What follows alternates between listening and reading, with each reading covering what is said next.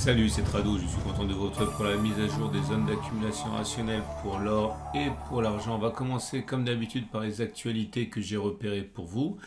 La première actualité, eh bien, nous vient de mon partenaire, l'Horaire à l'argent, et Nicolas Perrin, comme d'habitude, un des plus grands spécialistes francophones des métaux précieux, se pose la question de la stabilité de l'or. Pourquoi l'or est-il moins volatile que les autres matières premières? Et derrière ce titre un petit peu, on va dire, sibyllin, eh bien, il y a plein d'informations à glaner, notamment les positions des banques centrales sur l'or, également ce qu'il en est de la détention d'argent par les banques centrales, la production d'or, la stabilité dans la demande et dans l'offre, bref, beaucoup de choses à glaner dans cet article que vous pouvez retrouver sur le site de mon partenaire.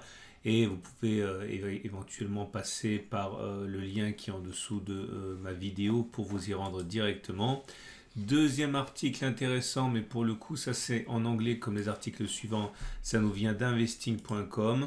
Et investing.com remarque plusieurs choses, notamment sur les données récentes, un record de plusieurs mois, voire d'un an depuis 2020, des exportations vers les États-Unis depuis la Suisse. Le Suisse est le centre mondial de l'or si on regarde le raffinage. Et on a les données qui montrent encore une fois une très grande appétence et un très gros appétit pour l'or de la part des États-Unis qui ne se dément pas. Au passage, on remarque que les ETF, alors il faut savoir que si la plupart des produits dérivés sur l'or, c'est que du papier, que des formules mathématiques, certains ETF ont la bonne idée d'acheter de l'or quand même. Et il y a une augmentation de 185 tonnes des achats d'or par les trackers. Donc une petite somme de 15 milliards pour le mois de mars. Troisième chose qui nous vient de Goldman Sachs. Goldman Sachs on en parle souvent de Goldman Sachs parce qu'il s'intéresse beaucoup à l'or et notamment les derniers objectifs sont apparus et c'est maintenant 2500 $ que Goldman Sachs vise sur l'or et il en informe ses clients. Et dernière chose, c'est le palladium qui sombre de 10%. Alors déjà que les matières premières ne sont pas à la fête, le palladium est davantage encore secoué. Pourquoi? C'est quasiment 13% de baisse. L'article nous vient de Financial Post. Et la raison est à chercher du côté de la Chine qui confine et des inquiétudes sur la demande de palladium depuis la Chine et de ses usines pénalisent le palladium puisque forcément si on est confiné on ne produit pas, si on ne produit pas de voiture, on consomme moins de palladium et donc la demande de palladium est anticipée en baisse, d'où la chute du palladium. Et on passe donc à l'analyse technique et aux zones d'accumulation rationnelle avec l'or libellé en euros. L'or libellé en euros est en train de rebondir très mollement sur le support intermédiaire des 1780-1790 euros. C'est assez normal compte tenu du fait qu'il s'agissait d'un support fragile, un support intermédiaire. La volonté sans doute était d'attendre un retour sur le support majeur puisque les rebonds étaient plus plausibles sur cette zone, mais force est de constater que cette zone fait quand même de la résistance. Et nous avons donc pour l'instant un petit rebond. J'ai du mal à croire qu'il va tenir. En tout cas, ceux qui pressés ont commencé à accumuler sur cette zone, eh bien pour l'instant ont eu raison de le faire. À titre personnel, je pense encore une fois que ce n'est pas une zone très solide. Ma zone d'accumulation principale suivante est celle des 1727-1748.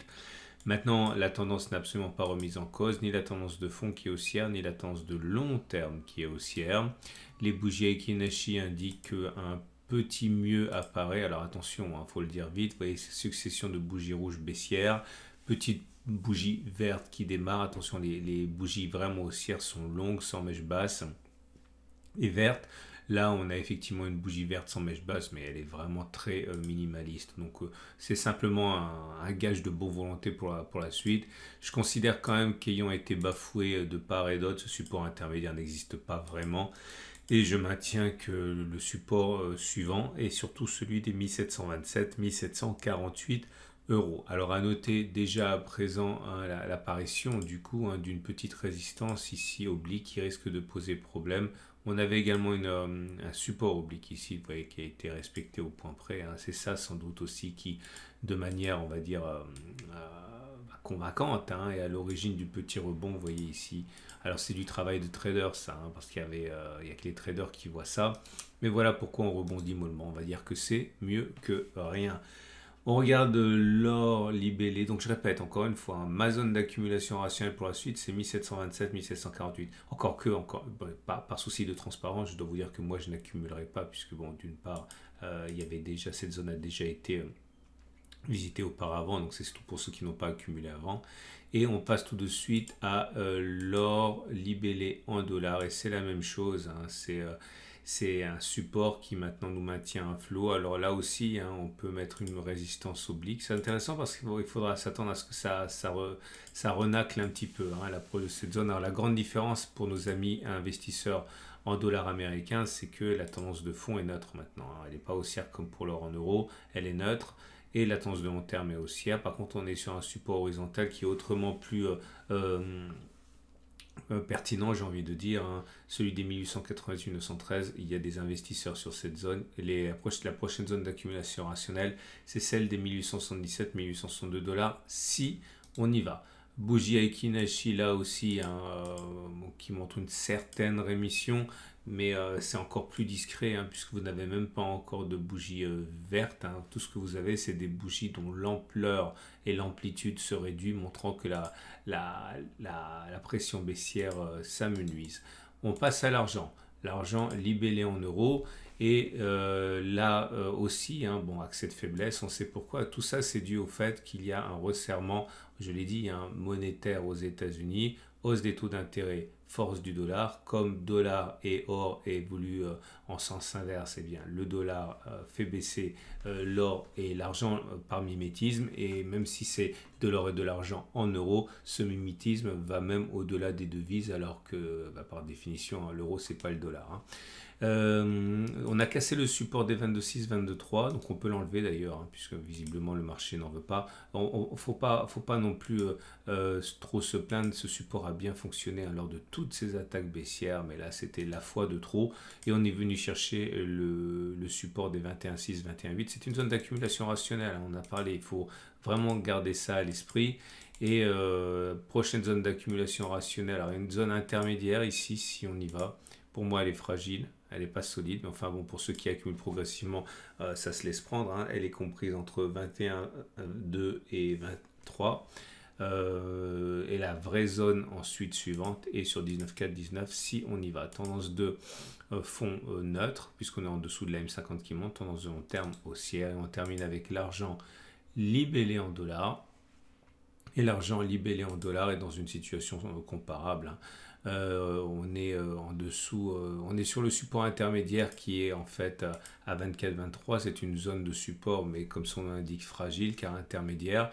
Mais certains peuvent accumuler ici. Hein. Le support des 24-7, 24-3 a lâché. Lui aussi, il a bien travaillé, mais c'était l'impact de trop. Hein. Ce qui se passe actuellement aux États-Unis l'emporte sur le reste, hein, puisque le dollar monte de manière significative.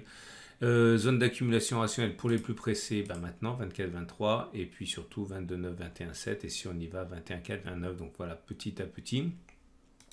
Et on va terminer, donc les bougies Kinashi ne montrent pas de retournement haussier, hein, loin s'en faut, vous avez effectivement des bougies toujours longues, rouges, sans mèche basse, donc il n'est absolument pas à écarter que l'on aille plus bas. Attention pour l'argent libellé en dollars, la tendance est maintenant baissière pour le long terme. On est revenu en dessous de la M200 qui descend et la tendance de fond également.